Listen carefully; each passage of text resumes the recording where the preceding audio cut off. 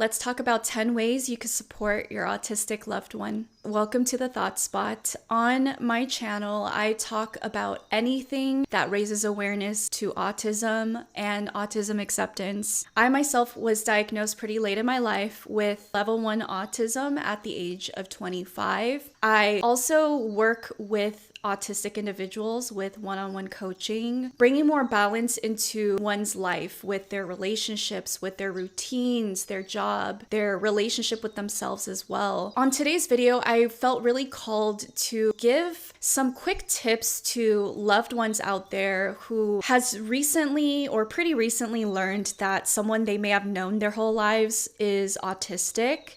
I feel like as more and more awareness is being raised on autism and our ideas of what autism means begins to break down and rebuild on top of the ashes, we're going to realize and experience more and more in our personal lives people being diagnosed later on in their life with autism. And I think as this happens more and more, there's this empty space in which videos like this really needs to fill, because I do believe there's a lot of ălistic people out there. For those who don't know, ălistic means you're not autistic. But there's a lot of ălistic people out there who are craving and wanting to be educated on how they could show up better for their autistic loved ones. Because I'm sure there's a lot of people out there who genuinely are lost and confused and are willing to learn. I know that journey could be very hard to deal with, not just for your loved one that was recently diagnosed, but for you as well, learning how to integrate the diagnosis into the relationship you guys have spent almost a lifetime establishing could be very overwhelming. And so I hope that in today's video with my advice, it could bring some more clarity to your life and more clarity as to how you guys can move forward with a new relationship, because that new relationship has to be established. You can't just move on as you were before the diagnosis like it never happened. I think it's really important to recognize the diagnosis and the importance of it, which kind of goes into my first advice for loved ones, and that is to educate yourself on autism. I know sometimes we don't necessarily take that diagnosis as seriously as we need to because we've known them our whole lives or for many years. And to your knowledge,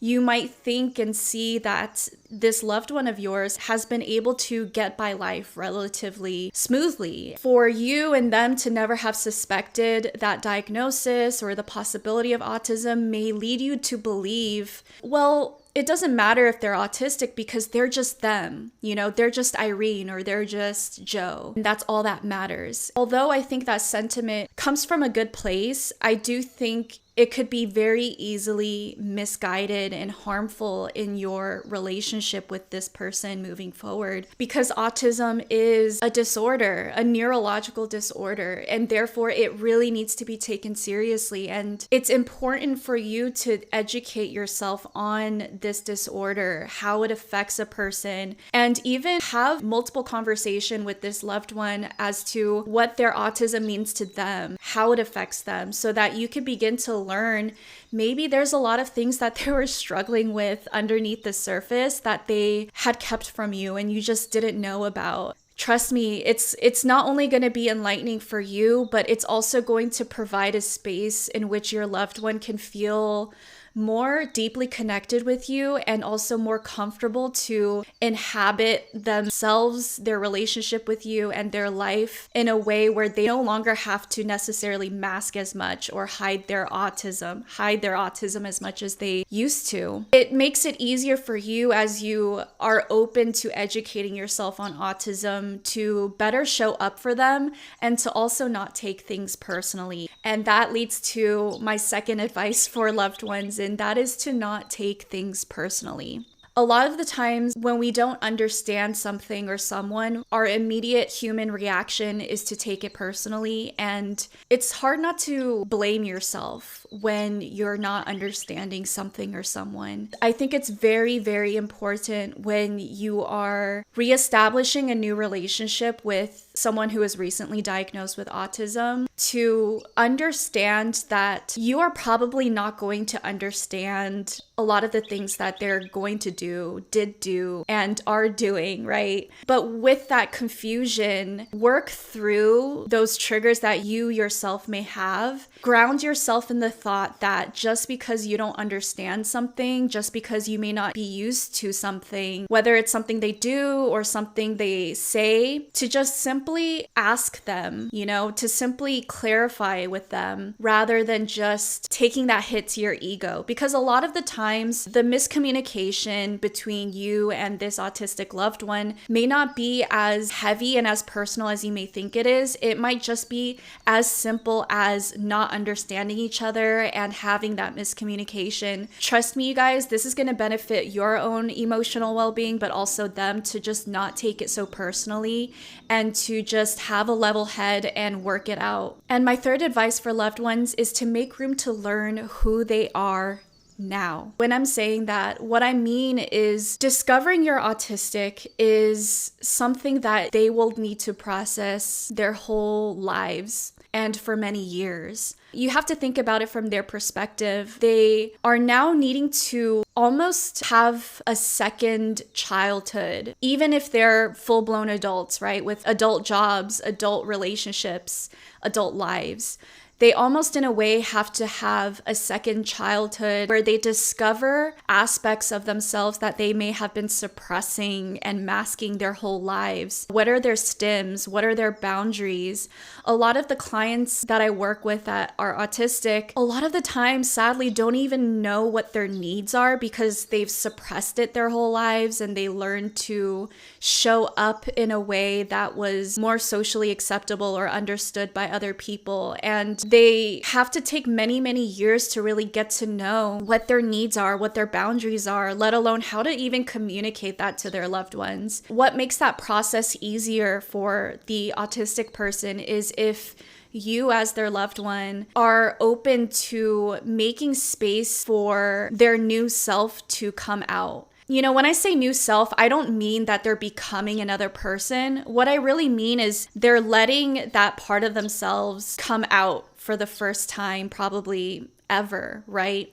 Or the first time in many, many years. And sometimes we could feel very insecure about that or scared of it because it's so unknown and it's so unfamiliar. We've spent so many years establishing a certain script and a certain relationship with all different types of people in our life. So it's a really intimidating feat to begin to not only discover yourself, but to allow that person to inhabit those old established relationships. So the more open our loved ones are to our authentic self coming out, the more comfortable we're going to feel to do so. When you start seeing us do things in a different way or speak in a different way, dress in a different way, don't discourage it. You could acknowledge it and be like, hey, you look good today, or hey, you're doing something different. I'm happy to see that. There's ways to encourage the other person that you notice that they're changing, but it's something that you are happy to see and you want to keep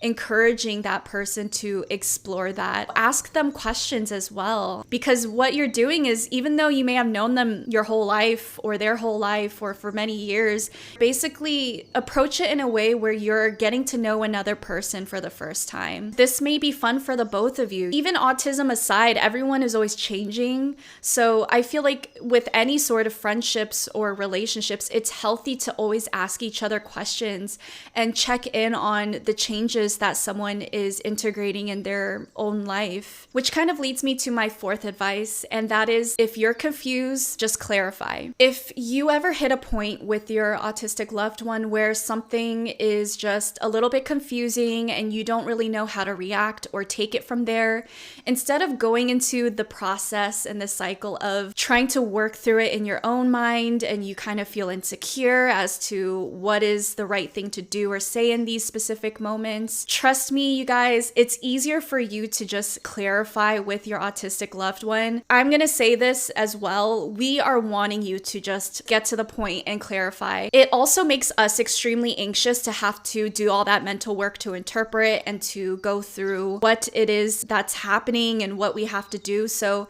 it's honestly just easier for everyone when there's a moment of confusion to just clarify and to ask and be straightforward. It's not going to be very likely that you're going to offend us. And even if you do, I feel like we can a lot of the times tell pretty well what your intentions are. Sometimes we can understand that you're trying your best and you're trying to understand, even though your question might be ignorant or offensive. Just knowing that you're open enough to ask us is going to feel a lot better than just dealing with the heartache of a confusing situation where no one really knows how to react and there's no communication, and maybe you guys even hit these bumps in the road where you don't know where to go from there. It's just easier to confront and ask and open up a space where you guys could talk about it and move on from that confusing point with more clarification and understanding of each other. My fifth advice for loved ones is ask what you can do.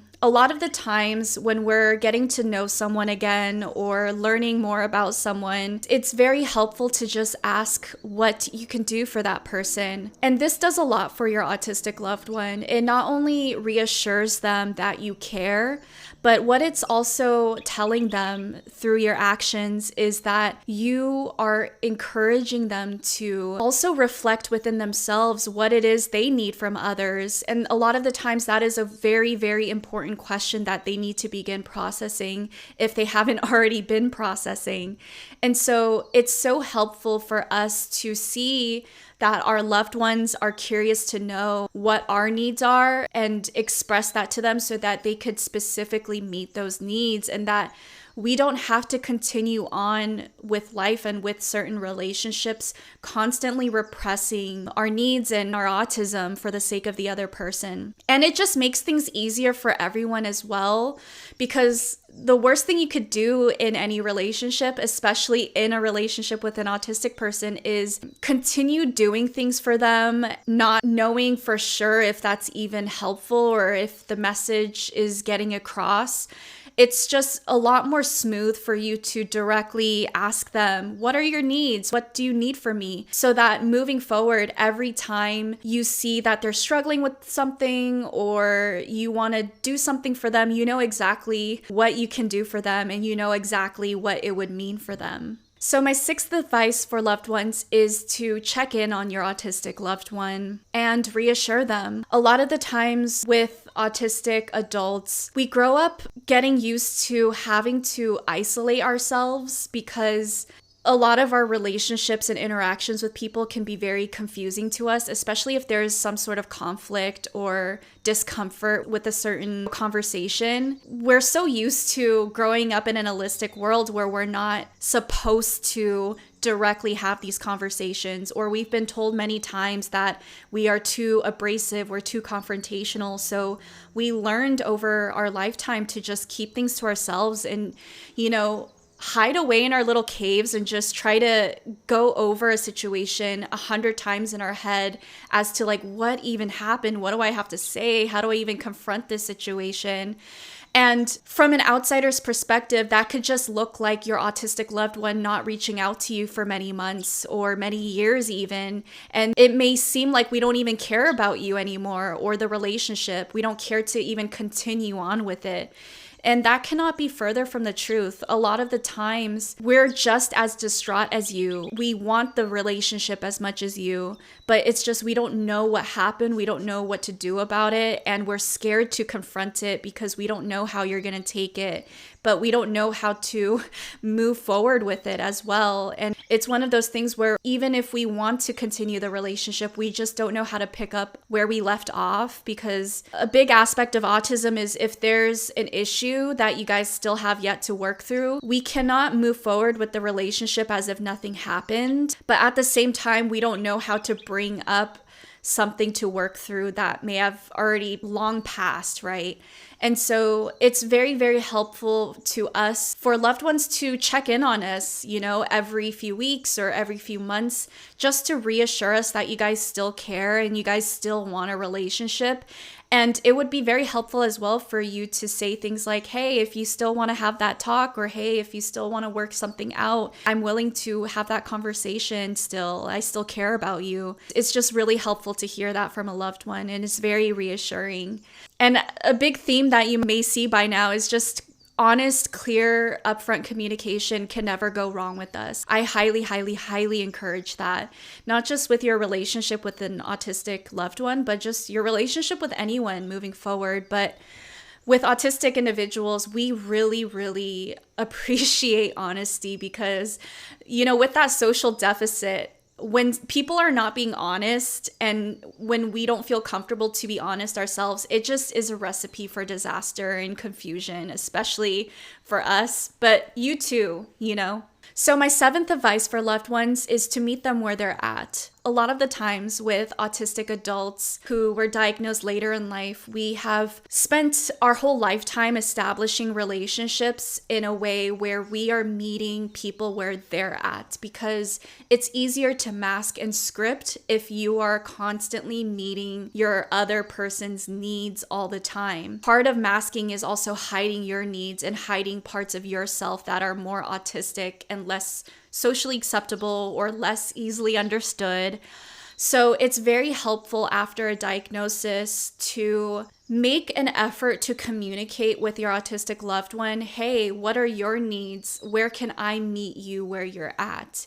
And this is going to be better for your relationship with them in the long term because it's going to be less tiring for them to have a relationship with you when their needs are also being met. And ways you can meet them where they're at is going to be explained with the rest of my advice for you guys. Which leads me to my 8th advice on this list, and that is to be cognizant of their sensory needs. So what does that mean? Part of autism is not just the social deficit, but it's also your sensory experiences, because autism is a neurological disorder. The way we process things is very different from neurotypical allistic people. What this means is a lot of the times what's really hard for us to go through may not be even a second thought to allistic people. For you, hanging out and getting together with a loved one could mean going out to a bar, going out to a festival, a concert, doing A, B, C, or D. But for an autistic individual, that could be a complete nightmare because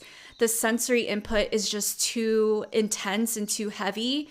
And so a really, really simple way to meet them where they're at is to understand that a lot of the times when you're getting together with your autistic loved one, what that might mean is doing a lot of activities with them that might be a lot more gentle on the sensory experience. So that might mean instead of going to a bar, you go out to a cafe where it's more quiet, the music is a little bit more gentle, people are less loud or abrasive, the environment is a little bit more predictable as well because you don't have to account for like drunk individuals and whatnot. What that could mean as well is instead of going out to the club or to festivals, what you might be doing with your autistic loved one is going for a walk in the park or going to walk around the flea market or to go window shopping, things like that. The faster you accept that having this relationship with this autistic loved one isn't going to necessarily be the same as your other relationships, the easier it'll be for the both of you.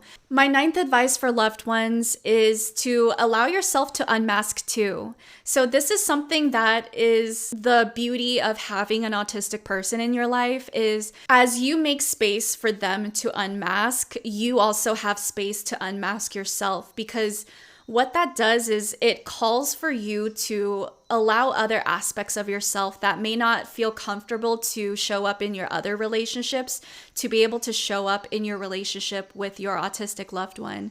So let's say you have a lot of friendships and connections where it's not very normal to just say whatever's on your mind because you don't want to be rude or you don't want to be misunderstood. Because your autistic loved one might appreciate honesty a lot more, it could be a safe space for you as well to be more upfront, be more straightforward, say things that might be a little bit offensive or taken the wrong way, but it's just easier to navigate with someone else when they're the same way, and they could feel free to be a lot more straightforward and to just have more space to be different from each other and not judge each other for it, right? It might be fun for you as well to begin to unmask and discover aspects of yourself that may have not had spaces to show up either. Unmasking doesn't necessarily have to just apply to the person with autism. It could also apply to the 𝗪cistic person as well. So my 10th and final advice on my list is to be sensitive to changes. This last advice kind of ties into my first advice, which is educate yourself on autism. Part of having autism is we are very sensitive to unpredictable changes and changes in general. And a lot of the times,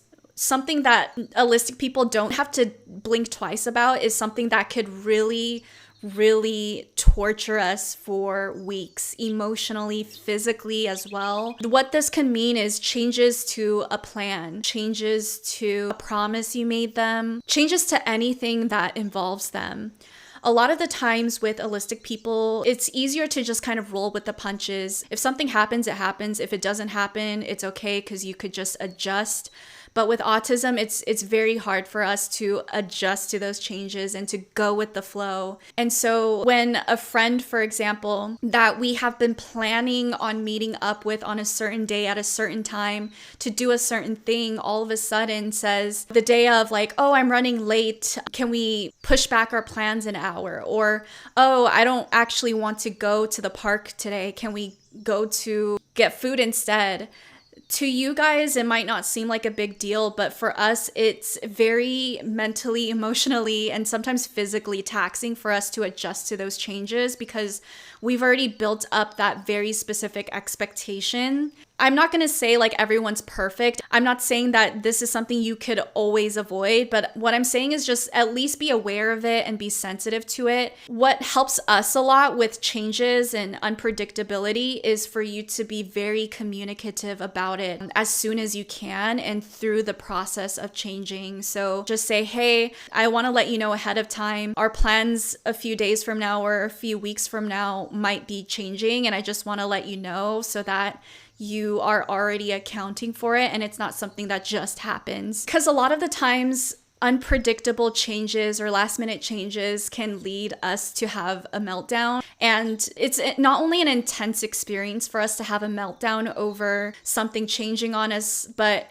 it's also very shameful for us to deal with the fact that after having a meltdown, when we reflect on it, we think to ourselves like, why did I have to react so adversely to something so small? And we could begin to beat ourselves up over it and feel very ashamed of ourselves. So when we could see that the other person is cognizant of how sensitive we are to change, and we could see that you guys are at least making some sort of effort to be aware of it and be cognizant of it, try to avoid making drastic changes, it's just like very reassuring for us, and it helps us to have a more peaceful, smooth relationship with other people. So that leads us to the end of this video. I hope this video has been helpful for you guys, and I hope that it helps give some more clarity with very simple ways you can make adjustments to yourself within your relationships with your autistic loved one. And if you're the person with autism, I hope you guys can send this to your family, your loved ones, your friends. If you guys ever feel like they want to show up for you better, but they don't necessarily know how, and you don't necessarily want to go through the trouble of explaining it to them, hopefully this video could be very helpful for you guys to convey some of your needs to them without having to verbalize it, because sometimes it could be very tiring, confusing, and also draining to have to explain all this to people. So either way, I hope this video has been helpful to whoever is watching, whether you're 𝗪cistic or autistic. If you want to join my community and stay tuned for more videos educating you guys on autism, please like my video and subscribe to my channel. I make new videos every single week. And if you think you need more help with managing your autism and bringing a little bit more balance into your life, reach out to me. I must say, I find so much fulfillment in working with other autistic individuals. With that being said, I will see you guys on next week's video. Bye, guys.